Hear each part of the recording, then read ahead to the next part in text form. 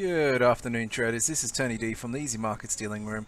Update for you today. It's Tuesday, the first Tuesday of the month, which is RBA Tuesday. So we are going to have the RBA meeting coming up in around about 2 hours from now.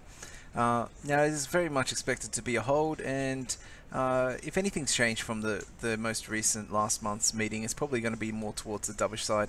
There's been some more dovish developments, local data-wise, and also with the trade conditions around the world, with protectionism on the rise. Very likely they follow RBNZ's lead there and talk about the dangers, the downside risks to the economy because of this.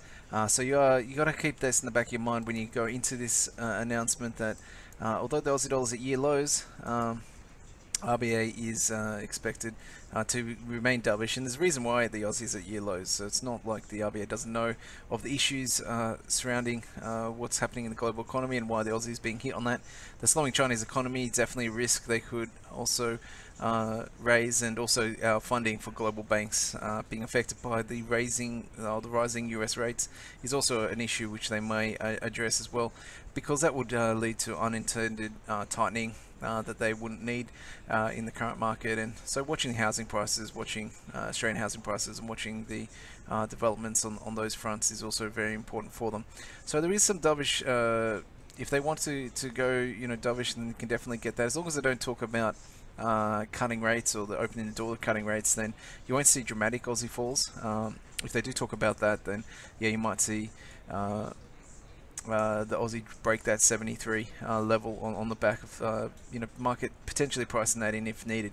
Now, it's unlikely that they do that, because they know the power of their words and they are likely to remain on script. Just note downside risks are increasing, and trade protection is on the rise. But other than that, then the economy is relatively upbeat outlook over time is still there in the backdrop. Well, stable anyway outlook. And so in terms of the market taking away from that, though, if it's less dovish than expected, because there is some definite uber bears out there on the Aussie right now, then you might get a little bounce. The bounce towards, at the moment anyway, is driven mainly on what's going on with the Yuan. And so you've seen some heavy selling here at the start of the Asian session. Dollar Yuan broke 6.7, a key level, and has got all the way to 6.3 and then reversed. Now it's reversed back to 6.7. We're just seeing what's happening at this level. Aussie dollar, though, is enjoying that sort of reversal as well on the back of this. And the market is caught a little short into this announcement. Perhaps it can squeeze a little higher, although 73.60 should contain in the short term before the actual RBA meeting. There is a lot of appetite, though, to sell Aussie on rally, so keep that in the back of your mind if you are trading at the moment, that the Aussie dollar doesn't have a very good track record of holding on to gains. So if you're buying on the dips, then taking profit relatively quickly until something changes on the trade war front, which we are going to get a lot more color, a lot more answers out in the next few days. July 6th is still the key day for US implementing tariffs on China, and actually globally for the steel and aluminium tariffs. So we'll see if that actually gets implemented or not, or delayed again. And then we'll see the market's reaction, and most importantly, China's reaction over the weekend to these tariffs if they are implemented.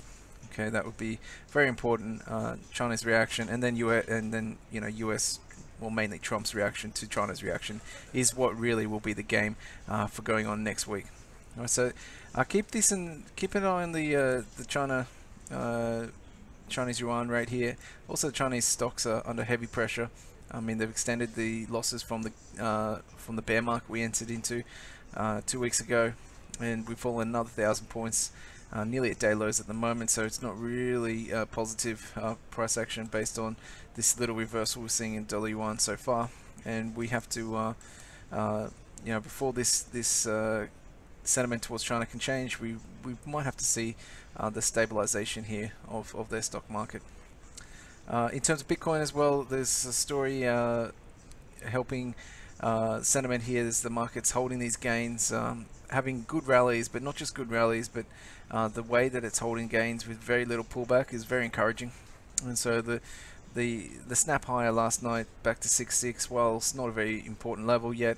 Still got to get it back above that 6.8, potentially 7, and then you can talk a little bit more about the recovery. But the fact of the pullbacks after the rallies have been very, very light. That's very good price action there, and so there is a little bit of improved sentiment towards Bitcoin, which had been under an immense amount of pressure and a multi-month downtrend until this week. Alright guys, if you want to have a deeper discussion on some of the crosses or some of the other majors in play, please give us a call on the numbers below. If you're not a member of the Easy Markets dealing room and you want to have a chat with a dealer, you can sign up with the link below and someone will be assigned, like myself, to assist you with your trading.